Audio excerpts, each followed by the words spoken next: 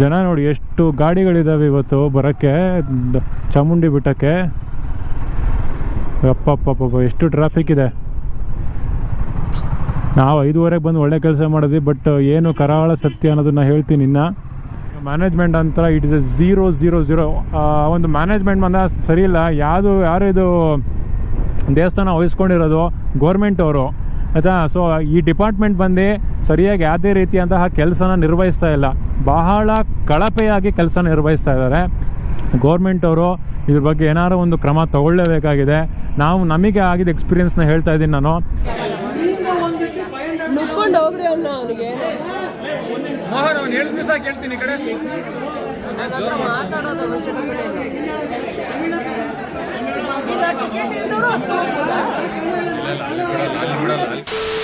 ಹಿಂದಿನ ವಿಡಿಯೋದಲ್ಲೇ ಹೇಳಿದ್ದೆ 5:15 ನಾವು ಚಾಮುಂಡಿ ಬೆಟ್ಟಕ್ಕೆ ಹೋಗ್ತಾ ಇದ್ದೀವಿ. ಏನಕ್ಕೆ ಹೇಳ್ತೀನಿ ಅಂತ, ಸೊ ಏನಕ್ಕೆ ಅಂದರೆ ದರ್ಶನ ಶುರುವಾಗೋದು 7:15. ಇವತ್ತು ಸಂಡೇ ಆಗಿರೋದ್ರಿಂದ ನೀವು 7:15 ದರ್ಶನ ಅಂತ ಹೋದ್ರೂ ಸಿಕ್ಕಾಪಟ್ಟೆ ಟೈಮ್ ಹಿಡಿಯುತ್ತೆ, ಜನ ರಶ್ ಜಾಸ್ತಿ ಆಗುತ್ತೆ. ಸೊ ಆ ಒಂದು ಕಾರಣಕ್ಕೆ ನಾವೇನು ಪ್ಲ್ಯಾನ್ ಮಾಡಿದ್ವಿ ಅಂದರೆ 6 ಗಂಟೆಯಿಂದ 7:15 ತನಕ ಅಭಿಷೇಕ ನಡೆಯುತ್ತೆ. ಆ ಅಭಿಷೇಕ ನೋಡೋಕ್ಕೆ ಅವಕಾಶ ಇದೆ. ಅದಕ್ಕೆ ಟಿಕೆಟ್ ಬಂದು 300 ರೂಪಾಯಿ ಒಬ್ಬರಿಗೆ. ಸೊ ನಾವು ಪ್ಲ್ಯಾನ್ ಮಾಡ್ಕೊಂಡು ಮುಂಚೆ ಅದೇ ಟಿಕೆಟ್ ತೊಗೊಂಡ್ಬಿಟ್ವಿ. ಯಾಕಂದರೆ ದರ್ಶನವೂ ಈ ಕಡೆ ಆಗುತ್ತೆ, ಅಭಿಷೇಕನೂ ನೋಡ್ಬೋದು, ಬೆಳಗ್ಗೆನೇ ದೇವರ ದರ್ಶನ ಮಾಡ್ಬೋದು, ಆಮೇಲೆ ಟೈಮ್ ಕೂಡ ಸೇವ್ ಆಗುತ್ತೆ. ಸೊ ಇಷ್ಟೆಲ್ಲದನ್ನು ಮೈಂಡಲ್ಲಿ ಇಟ್ಕೊಂಡು ನಾವು 5:30 ಅಷ್ಟೊತ್ತಿಗೆ ಹೊರಟ್ವಿ. ನಾವು ಒಂದು 3-4 ಡೇಸ್ ಮುಂಚೆನೇ ಟಿಕೆಟ್ ಬುಕ್ ಮಾಡ್ಕೊಂಡಿದ್ವಿ. ಸೊ ಏನು ಅಭಿಷೇಕ ಏನು ನಡೆಯುತ್ತೆ ಅಲ್ಲಿ ಒಳಗಡೆ ದೇವಸ್ಥಾನದಲ್ಲಿ, ಏನು ಪೂಜೆ ಮಾಡ್ತಾರೆ, ದೇವ್ರ ದರ್ಶನ ಹೆಂಗಾಯಿತು, ಪ್ರತಿಯೊಂದು ನಾನು ತಿಳಿಸ್ಕೊಡ್ತೀನಿ. ಒಂದ್ಸತಿ ಅಲ್ಲೋಗಿ ರೀಚ್ ಆಗಿ ಎಲ್ಲ ಮುಗಿಸ್ಕೊಂಡು ಬಂದಮೇಲೆ ವಿಡಿಯೋನ ಸ್ಕಿಪ್ ಮಾಡಬೇಡಿ, ನೋಡ್ತಾ ಇರಿ. ದೇವಸ್ಥಾನ ದರ್ಶನ ಮಾಡ್ಕೊಂಡು ಬಂದಮೇಲೆ ಕಂಪ್ಲೀಟ್ ಡೀಟೇಲ್ನ ಇನ್ನು ತಿಳಿಸ್ತೀನಿ. ಈ ವಿಡಿಯೋದಲ್ಲಿ ಇನ್ನು ತೋರಿಸೋದು ಬಾಕಿ ಇದೆ, ಹೇಳೋದು ಬಾಕಿ ಇದೆ. ವಿಡಿಯೋನ ಮಿಸ್ ಮಾಡ್ಕೋಬೇಡಿ, ಇನ್ನು ಕಂಟಿನ್ಯೂ ನೋಡ್ತಾ ಇರಿ, ಸ್ಕಿಪ್ ಮಾಡಬೇಡಿ. ನಾನು ಮತ್ತೆ ಸಿಗ್ತೀನಿ ದೇವಸ್ಥಾನ ದರ್ಶನ ಆದಮೇಲೆ. ಬೆಟ್ಟದ ಮೇಲ್ಗಡೆ ಬಂದ್ವಿ. ಮಹಿಷಾಸುರ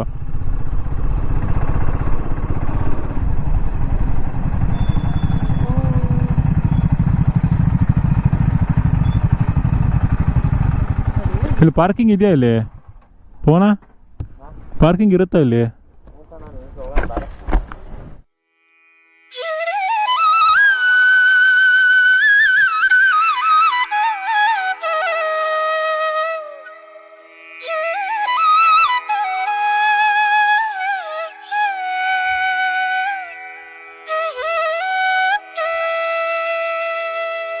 ಸೊ ಇವಾಗ ಚಾಮುಂಡೇಶ್ವರಿ ದರ್ಶನ ಮುಗಿಸ್ಕೊಂಡು ಅದಾದಮೇಲೆ ಅಲ್ಲಿ ಹೊರಗಡೆ ಶಾಪಿಂಗ್ ಥರ ತುಂಬ ಇದ್ವು ಅಂಗಡಿ, ಅದು ಇದು ಅದೆಲ್ಲ ನೋಡ್ಕೊಂಡು ಅಲ್ಲೇನಿಲ್ಲ ತೊಗೊಂಡು ಡ್ರೀಮ್ ಕ್ಯಾಚರ್ ಅದೇ ಎವಿಲ್ ಬರುತ್ತಲ್ಲ ಆ ಥರದ್ದೊಂದು ತೊಗೊಂಡ್ವಿ. ನಮಗೆ ಅವಾಗಲೇ ಹೇಳಿದೆ ನಾವು ಅಭಿಷೇಕಕ್ಕೆ ಟಿಕೆಟ್ ತೊಗೊಂಡಿದ್ವಿ ಅಂತ, ಅದಕ್ಕೋಸ್ಕರ ನಾವು ಬೇಗ ಹೋಗಿದ್ದು ಅಂತ ಅಂದ್ವಿ. ಬಟ್ ಏನು ದೊಡ್ಡ ಟ್ವಿಸ್ಟು ಅಂತ ಅಂದರೆ ಹೇಳ್ತೀನಿ.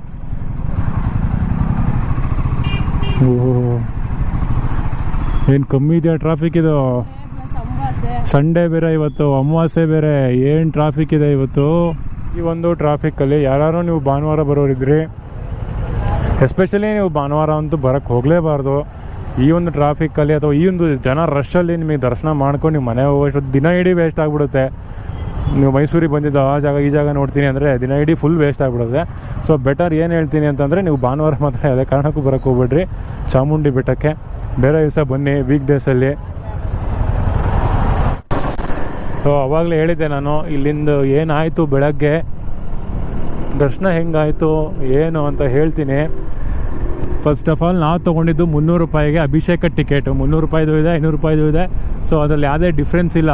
ಅಲ್ಲಿ ಎಸ್ಪೆಷಲಿ ಅಮಾವಾಸ್ಯೆ ದಿವಸ ಬಂದುಬಿಟ್ರೆ ಏನೂ ಡಿಫ್ರೆನ್ಸೇ ಇಲ್ಲ. ಇನ್ನೊಂದು ಮ್ಯಾನೇಜ್ಮೆಂಟ್ ಅಂತೂ ಚೂರು ಚೆನ್ನಾಗಿಲ್ಲ. ಯಾವ ಕಾರಣಕ್ಕೆ ಹೇಳ್ತಾ ಇದ್ದೀನಿ ಅಂದರೆ ನಾವು 300 ರೂಪಾಯಿ ಟಿಕೆಟ್ ತೊಗೊಂಡಿರೋದು. ಹಾಗೆ ನೋಡಿದ್ರೆ ಈಗ 100 ರೂಪಾಯಿ ಸಪ್ರೇಟು, 30 ರೂಪಾಯಿ ಸಪ್ರೇಟು, ಆಮೇಲೆ 300 ರೂಪಾಯಿಗೆ ಸಪ್ರೇಟು, ಆಮೇಲೆ 500 ರೂಪಾಯಿಗೆ ಸಪ್ರೇಟು, 1000 ರೂಪಾಯಿಗೆ ಸಪ್ರೇಟು, ಈ ಥರ ಬೇರೆ ಬೇರೆ ರೇಟಿಗೆ ದರ್ಶನದ್ದು ಟಿಕೆಟ್ ಇರಬೇಕು. ಸೊ ಇಲ್ಲಿ ಏನಾಯಿತು ಅಂದರೆ ಆ ಥರ ಯಾವುದೇ ರೀತಿಯಂತಹ ಡಿಫ್ರೆನ್ಸಿಯೇಷನ್ನೇ ಇಲ್ಲ. ನಮ್ದು 6:15 ಓಪನ್ ಮಾಡೋದು ನಿಮಗೆ. ಯಾಕೆ ಹಂಗೆ ಆಡ್ತದೆ ನಾನು ಎಷ್ಟು ಜೋರ ಮಾಡ್ತಾನೆ.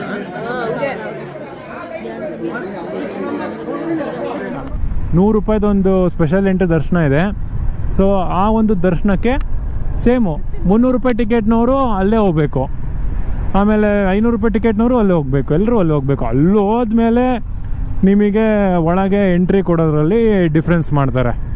ಅಭಿಷೇಕ ಟಿಕೆಟ್ ನಾನು ಯಾಕೆ ತೊಗೊಂಡಿದ್ದು ಅಂದರೆ ಅಭಿಷೇಕನ ನೋಡೋಕೆ ಬಿಡ್ತಾರೇನೋ ಅಂತ ಒಂದು ಕಾರಣಕ್ಕೆ ತೊಗೊಂಡಿದ್ದಷ್ಟೇ. ಈ ಥರ ಎಲ್ಲ ಇದೆ ಅಂತ ಗೊತ್ತಿರಲಿಲ್ಲ. ಅದರಲ್ಲಿ ಅಭಿಷೇಕ ಟಿಕೆಟಲ್ಲಿ 5:45 ಹೋಗಿ ಅಂತ ಇರೋದು. ಮೇ ಬಿ ಯೂಶ್ವಲಿ ನೀವು ಯಾರು ಜನ ಇಲ್ಲ ಅಂತ ಅನ್ನೋ ಟೈಮಲ್ಲಿ ವೀಕ್ ಡೇಸಲ್ಲಿ ಏನಾದ್ರು 5:45ಗೆ ಬನ್ನಿ ಅಂತದಲ್ಲಿ ಹಾಕಿದಾರಲ್ಲ, ಸೊ ಆ ಟೈಮಿಗೆ ಹೋದರೆ ನಿಮಗೆ ಒಳಗೆ ಬಿಡ್ತಾರೆ ಅನಿಸುತ್ತೆ. ಅಮಾವಾಸ್ಯೆ ಆಗಿರೋದ್ರಿಂದ ಜನ ಜಾಸ್ತಿ ಇರೋದ್ರಿಂದ ಬಿಡಲಿಲ್ಲೇನೋ. ಬಟ್ ಮ್ಯಾನೇಜ್ಮೆಂಟ್ ಅಂತ ಇಟ್ ಇಸ್ 000. ಸೊ ನಾನು ಹಾಸನದಲ್ಲಿ ನೋಡಿದ್ದೆ ವರ್ಸ್ಟ್ ಮ್ಯಾನೇಜ್ಮೆಂಟು ಅಲ್ಲಿರೋ ಹಾಸನಾಂಬ ದೇವಸ್ಥಾನದಲ್ಲಿ. ಬಟ್ ಏನಾಯಿತು ಅಂದರೆ ಅವರು ಮ್ಯಾನೇಜ್ಮೆಂಟ್ ಮಾಡೋದು ವರ್ಷಕ್ಕೆ ಒಂದೇ ಸತಿ ಅಷ್ಟು ಜನ ಬರೋದು. ಬಟ್ ಇಲ್ಲಿ ಹಂಗಲ್ಲ, ಪ್ರತಿದಿನ ಜನ ಇರ್ತಾರೆ. ಎಸ್ಪೆಷಲಿ ವೀಕ್ ಡೇಸ್ ಬಂದರೆ ಯಾವಾಗಲೂ ಜನ ಇರ್ತಾರೆ.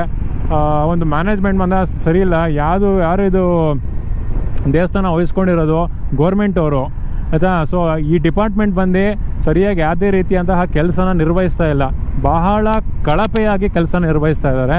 ಒಳಗೆ ಯಾವ್ದ್ರ ಮ್ಯಾನೇಜ್ಮೆಂಟೇ ಮಾಡ್ತಾ ಇಲ್ಲ. ಎಲ್ಲಿ ಜನನ ಹೆಂಗೆ ಬಿಡಬೇಕು ಏನು ಅದು ಯಾವ್ದಾರೆ ಕ್ಲೂ ಕೂಡ ಇಲ್ಲ. ಸುಮ್ಮನೆ ಒಟ್ರಾಸಿ ದೇವಸ್ಥಾನನ ಗೌರ್ಮೆಂಟಿಗೆ ಹಾಕೊಂಡ್ಬಿಟ್ಟಿದ್ದಾರೆ ಹೊರತು ಅದ್ರ ಬಗ್ಗೆ ನೋಡ್ಕೋಬೇಕು ಅನ್ನೋ ಒಂದು ಅರಿವು ಇಲ್ಲ, ಏನೂ ಇಲ್ಲ. ಅದ್ರ ಬಗ್ಗೆ ತಲೆನೇ ಕೆಡಿಸ್ಕೊತಾ ಇಲ್ಲ. ಇದರಿಂದ ಆದಾಯ ಬರ್ತಾ ಇದೆಯಾ, ಚಾಮುಂಡೇಶ್ವರಿ ದೇವಸ್ಥಾನ ಮೈಸೂರು ಜನ ಬರ್ತಾರೆ, ಆದಾಯ ಬರ್ತಾ ಇದೆ, ಅಷ್ಟೇ ಸಾಕಾಗಿದೆ ಅಷ್ಟೇ ಈ ಒಂದು ಡಿಪಾರ್ಟ್ಮೆಂಟಿಗೆ. ಅದು ಬಿಟ್ಟರೆ ಯಾವುದೇ ರೀತಿಯಂತಹ ಅವರಿಗೆ ತಲೆನೇ ಕೆಡಿಸ್ಕೋತಾ ಇಲ್ಲ ಅದ್ರ ಬಗ್ಗೆ. ಅದೊಂದು ತುಂಬಾ ವಿಪರ್ಯಾಸ ಅಂತಲೇ ಹೇಳ್ತೀನಿ ನಾನು. ಈ ಥರ ಎಲ್ಲ ಮ್ಯಾನೇಜ್ಮೆಂಟು ಇಟ್ಕೊಂಡು ಅಷ್ಟು ಜನನ್ನ ಸಂಭಾಳಿಸೋದಿದೆಯಲ್ಲ ಭಾಳ ಕಷ್ಟ ಇದೆ. ಗೌರ್ಮೆಂಟ್ ಅವರು ಇದ್ರ ಬಗ್ಗೆ ಏನಾರು ಒಂದು ಕ್ರಮ ತಗೊಳ್ಳೇಬೇಕಾಗಿದೆ. ನಮಗೆ ಆಗಿದ್ದ ಎಕ್ಸ್ಪೀರಿಯನ್ಸ್ನ ಹೇಳ್ತಾ ಇದ್ದೀನಿ ನಾನು. ಸೊ ನಾವು ಎಂಟ್ರಿ ಆದ ತಕ್ಷಣ ಒಳಗಡೆ ಅಲ್ಲಿ ಸ್ಟಾರ್ಟಿಂಗಲ್ಲಿ ಹೋದ್ವಿ ದೇವಸ್ಥಾನ ಹತ್ರ ಎಂಟ್ರೆನ್ಸಲ್ಲಿ, ಅಲ್ಲಿ ಬಿಡಲಿಲ್ಲ. ಅಲ್ಲಿ ಬಿಡ್ತಾರೆ 300 ರೂಪಾಯಿ ಟಿಕೆಟ್ ಅಲ್ಲಿ ಅಂದರು. ಅಲ್ಲಿ ಹೋಗಿ ಎಷ್ಟು ತನಕ ಕಾದ್ವಿ, ಅಲ್ಲಿ ಬಿಡಲಿಲ್ಲ. ಅಲ್ಲಿ ಕೌಂಟ್ರ್ 1ಅಲ್ಲಿ 100 ರೂಪಾಯಿ ಟಿಕೆಟ್ ಕೊಡ್ತಾರೆ, ಅಲ್ಲಿ ಹೋಗ್ರಿ ಅಲ್ಲಿ ಬಿಡ್ತಾರೆ ಅಂದರು. ಅಲ್ಲಿ ಎಷ್ಟೋ ತನಕ ನಿಂತಿದ್ವಿ. ಅಲ್ಲಲ್ಲ ಇನ್ನೊಂದು ಕಡೆ ಗೇಟ್ ಓಪನ್ ಮಾಡ್ತಾರೆ ಅಂದರು, ಅಲ್ಲೂ ಹೋದ್ವಿ. ಏನಿಲ್ಲ ಅಂದರೂ ನಾವು 5:15ಗೆ ಬಂದವರು ಲಿಟ್ರಲಿ 7:15 ತನಕ ಬರೀ ಅಲ್ದಾಡಿದ್ದೀವಿ ಅಷ್ಟೇ ನಾವು. ಅಲ್ಲಿ ಹೋಗೋದು ಇಲ್ಲಿ ಹೋಗೋದು, ಅಲ್ಲಿ ಕೇಳೋದು ಇಲ್ಲಿ ಕೇಳೋದು, ಬರ್ರಿ ಇವೇ ಮಾಡಿದ್ದೀವಿ. ಯಾವನು ಒಬ್ಬ ಅಧಿಕಾರಿನೋ ಒಬ್ಬ ಕೆಲಸ ಮಾಡೋನು ಸಹ ಬೆಳಗ್ಗೆ 5 ಗಂಟೆ 5:15ಗೆ ಬಂದಿಲ್ಲ. ಎಲ್ರಿಗೂ ಸುಮ್ಮನೆ ಅಕೌಂಟಿಗೆ ಸಂಬಳ ಬರ್ತಾ ಇದೆ ಗೌರ್ಮೆಂಟಿಂದ ಅಷ್ಟೇ ಹೊರತು ಪೈಸಾ ಮ್ಯಾನೇಜ್ಮೆಂಟ್ ಇಲ್ಲ. It's a worst management I ever seen in my life. ತಿರುಪತಿಯಲ್ಲಿ ನೋಡಿದ್ದೀರಾ ಎಷ್ಟು ಜನ 1000 ರೂಪಾಯಿ ಟಿಕೆಟ್ ತೊಗೊಳ್ಳಿ, 300 ರೂಪಾಯಿ ಟಿಕೆಟ್ ತೊಗೊಳ್ಳಿ, ದರ್ಶನ ಲೇಟ್ ಆಗಿರ್ಬೋದು, ಬಟ್ ಪ್ರತಿಯೊಬ್ಬರೂ ಚೆನ್ನಾಗಿ ನೋಡ್ಕೊತಾರೆ. ಪ್ರತಿಯೊಬ್ಬರಿಗೂ ಎಲ್ಲೆಲ್ಲಿ ಹೋಗ್ಬೇಕು ಏನೇನು ಮಾಡಬೇಕು ಕಂಪ್ಲೀಟಾಗಿ ಎಲ್ಲ ಗೊತ್ತಿರುತ್ತೆ. ಎಲ್ಲ ಕಡೆನೂ ಡೈರೆಕ್ಷನ್ಸ್ ಹಾಕಿರ್ತಾರೆ. ಇಲ್ಲಿ ಎಂಥದ್ದು ಇಲ್ಲ. ನೀವು ಬರ್ತೀರಾ ಅಂದರೆ ವೀಕ್ ಡೇಸಲ್ಲಿ ಬನ್ನಿ, ದರ್ಶನ ಆಗುತ್ತೆ. ಈ ಥರ ಒಂದು ಒಕೇಶನಲ್ಲಿ ಬರಲೇಬೇಡಿ. ಇಲ್ಲಿ ಬಂದ್ಬಿಟ್ಟು ನಾವು ಟೈಮ್ ಇದು ಮಾಡ್ಕೊಳ್ಳೋಕ್ಕಿಂತ ನೀವು ಬೆಸ್ಟ್ ವೀಕ್ ಡೇಸಲ್ಲಿ ಜನ ಇಲ್ದಿರೋ ಟೈಮಲ್ಲಿ ಬನ್ನಿ, ಆಯಿತಾ. ಎಲ್ಲರೂ ಒಂದೇ ಇವರಿಗೆ ಏನಂತ ಗೊತ್ತಿಲ್ಲ. ಮತ್ತು ಅದು ಯಾಕೆ ಆ ವೆಬ್ಸೈಟ್ ಇಟ್ಕೊಂಡು 300 ರೂಪಾಯಿ ಟಿಕೆಟ್ 500 ರೂಪಾಯಿ ಟಿಕೆಟ್ ಅಂತ ದುಡ್ಡು ಹೊಡಿಯೋಕ್ಕೆ ಮಾಡ್ತಾ ಇದ್ದಾರೆ. ಮೆನ್ಷನ್ ಮಾಡ್ತಾ ಇದ್ದೀನಿ, underline this in red colour, ಇದು ದುಡ್ಡು ಹೊಡಿಯೋಕ್ಕೆ ಮಾಡ್ತಾ ಇದ್ದಾರೆ ಗವರ್ನಮೆಂಟ್ ಅಷ್ಟೇ. ಏನು ನಾವೊಬ್ಬ ಹಾಂ ಮುಂದೆ ಯೋಚನೆ ಹೇಳೋದು ಅರ್ಥ ಆಗ್ತಿದೆ. ಟಿಕೆಟ್ ತೊಗೊಂಡಿರೋದು ಮುಂದೆ ಬಿಟ್ಟಿದ್ದಾರೆ, ಒಳಗೆ ಹೋಗೋಕ್ಕೂ ಒಂದು ದಾರಿ ಇಲ್ಲ. ಒಳಗೆ ಹೋದ್ಮೇಲೆ ನಿಮಗೆ 300 ರೂಪಾಯಿ ಟಿಕೆಟ್ಗೆ ಪುರೋಹಿತರು ಅಲ್ಲಿ ನಿಮಗೆ ಒಳಗೆ ಬಿಟ್ಟು ದೇವ್ರ ಹತ್ರ ನಿಮಗೆ ಮಂಗಾರತಿ ಕೊಡಿಸಿ ದೇವ್ರ ದರ್ಶನ ಮಾಡಿಸ್ತಾರೆ. ಚೂರು ಮಾಮೂಲಿ ಫ್ರೀ ದರ್ಶನ 30 ರೂಪಾಯಿ ಟಿಕೆಟಿಗಿಂತ ಮುಂದೆ ಬಿಡ್ತಾರೆ, ಇಲ್ಲ ಅಂತ ಇಲ್ಲ. ಬಟ್ ಒಳಗಡೆ ಹೋಗೋಕ್ಕೆ ಇಲ್ವಲ್ಲ. ಈಗ ತಿರುಪತಿಯಲ್ಲಿ 1000 ರೂಪಾಯಿ ದರ್ಶನ ಕೊಟ್ಟರು, 500 ರೂಪಾಯಿ ಕೊಟ್ಟರು, 300 ರೂಪಾಯಿ ಕೊಟ್ಟರು, ದರ್ಶನ ಅಲ್ಲೇನೆ. ಬಟ್ ಒಳಗೆ ಹೋಗೋ ತನಕ ಇದೆಯಲ್ಲ ಅಷ್ಟು ಚೆನ್ನಾಗಿ ನೋಡ್ಕೊತಾರೆ ಅವರು ತಿರುಪತಿಲಿ. ಬಟ್ ಇಲ್ಲಿ ಆ ಥರ ಇಲ್ಲ. ಒಳಗೆ ಹೋಗಿ ದಾರಿನೇ ಕರೆಕ್ಟಾಗಿಲ್ಲ. ನನ್ನ ಮಗನಿಗೆ ಗೊತ್ತಿಲ್ಲ ಎಲ್ಲಿ ಗೇಟ್ ಓಪನ್ ಮಾಡ್ತಾರೆ, ಎಲ್ಲಿ ಏನು ಮಾಡ್ತಾರೆ ಅನ್ನೋದೇ ಗೊತ್ತಿಲ್ಲ.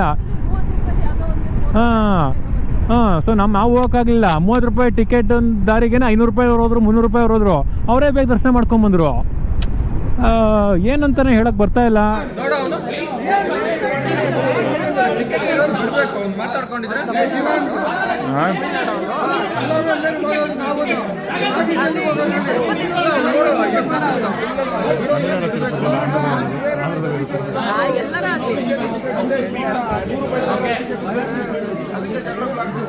ಸೊ ಇನ್ನೊಂದೇನು ಅಂದರೆ ಈ ಥರ ಇಲ್ಲ. ಸೊ ನಾವು ಯಾರಿಗೋ ರಿಕ್ವೆಸ್ಟ್ ಮಾಡ್ಕೊಂಡು ಅವರು ನಮಗೆ ಒಳಗಡೆ ಬಿಟ್ಟರು. ಸ್ವಲ್ಪ ತುಂಬ ರಿಕ್ವೆಸ್ಟ್ ಮಾಡಿದ್ದು ನಾನು 5:15 ಹಂಗೆ ಮಾತಾಡೋದಕ್ಕೆ ಒಬ್ರು ಯಾರೋ ಒಂಚೂರು ಒಳಗೆ ಬಿಟ್ಟರು. ಸರ್ ಹಿಂಗೆ ಅಭಿಷೇಕ ಕೊಟ್ಟಿದ್ದೀವಿ ಅಂತ ಹೇಳೋದಕ್ಕೆ ತುಂಬ ಜನ ಅಭಿಷೇಕದವರು ಅದಕ್ಕೆ ಬಿಡಲೇ ಇಲ್ಲ. ಯಾರನ್ನು ಎಷ್ಟು ಜನ ಬಿಡಲಿಲ್ಲ. ನಮಗೆ ಹೆಂಗೋ ಬಿಟ್ಟರು. ಆಮೇಲೆ ಕೆಲವರು ಆಲ್ರೆಡಿ ನಿಂತಿದ್ರು, ಅವ್ರನ್ನೂ ಬಿಟ್ಟರು ಅಭಿಷೇಕ್ದವ್ರನ್ನ. ಬಟ್ ತುಂಬ ಜನಕ್ಕೆ ಬಿಡಲಿಲ್ಲ. ಎಲ್ರಿಗೂ ಒಂದೇ ಆದರೆ ಭಾಳ ಕಷ್ಟ. ಅಂದರೆ ಪೂಜೆ ಕೊಟ್ಟಿರ್ತಾರೆ, ಸೇವೆ ಕೊಟ್ಟಿರ್ತಾರೆ ಅಂದಾಗ ಆ ಸೇವೆಗೆ ತಕ್ಕಂಗೆ ಬಿಡಬೇಕು ಅವರು. ಅದು ಯಾವುದೇ ರೀತಿಯಂತಹ ಒಂದು ಕಾರ್ಯನಿರ್ವಹಿಸ್ತಿಲ್ಲ. ಬಟ್ ಅಟ್ ದ ಎಂಡ್ ದರ್ಶನ ಚೆನ್ನಾಗಾಯಿತು. ದೇವಿ ದರ್ಶನ ಹೆಂಗಿದ್ರು ದೇವಿ ನಮ್ಮನ್ನು ಕರೆಸ್ಕೋತಾಳೆ. ಇಲ್ಲೂ ಚಾಮುಂಡೇಶ್ವರಿ ದೇವರೇ ದೇವಿ ನಮ್ಮನ್ನು ಹೆಂಗಾರ ಮಾಡಿ ಕರೆಸ್ಕೋತಾಳೆ ಅನ್ನೋಕ್ಕೆ ಹೆಂಗೋ ಮಾಡಿ ನಾವು ಬೇಗ ಹೋಗಿ ದೇವ್ರ ದರ್ಶನ ಮಾಡ್ಕೊಂಬಂದ್ವಿ.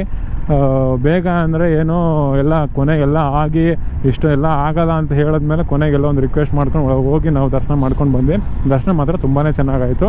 ಇಷ್ಟು ಹೇಳೋಕ್ಕೆ ಇಷ್ಟಪಡ್ತೀನಿ ಫ್ರೆಂಡ್ಸ್, ಅಷ್ಟೇ, ಇನ್ನೇನಿಲ್ಲ. ಹಿಂಗಾಯ್ತು ಇವತ್ತಿನ ಕತೆ. ಈಗ ಮುಂದೆ ತಿಂಡಿಗೆ ಹೋಗಬೇಕು. ಕುಕ್ರಳ್ಳಿ ಕೆರೆ ಹತ್ರ ದೋಸೆ ಚೆನ್ನಾಗಿರುತ್ತೆ ಅಂತ ಪವನ ಅಂದ. ಸೊ ಅಲ್ಲಿಗೆ ಹೋಗ್ತಾ ಇದ್ದೀವಿ. ಹೋಗಿ ಅಲ್ಲಿ ದೋಸೆ ತಿನ್ಕೊಂಡು ನೆಕ್ಸ್ಟು ಸಚ್ಚಿದಾನಂದ ಆಶ್ರಮ ಇದೆ, ನಮ್ಮ ಬೆಂಗಳೂರಲ್ಲಿರುವಂತಹ ಕಾರಸಿದ್ಧಿ ಆಂಜನೇಯ ಸ್ವಾಮಿ ದೇವಸ್ಥಾನ ಇದೆಯಲ್ಲ, ಅವ್ರು ಯಾರು ನಡೆಸ್ತಾ ಇದ್ದಾರಲ್ಲ ಅವ್ರದ್ದೇ ಆಶ್ರಮ. ಅದು ತುಂಬ ಚೆನ್ನಾಗಿದೆಯಂತೆ. ಸೊ ಅಲ್ಲಿಗೆ ಹೋಗ್ತೀವಿ ನಾವು.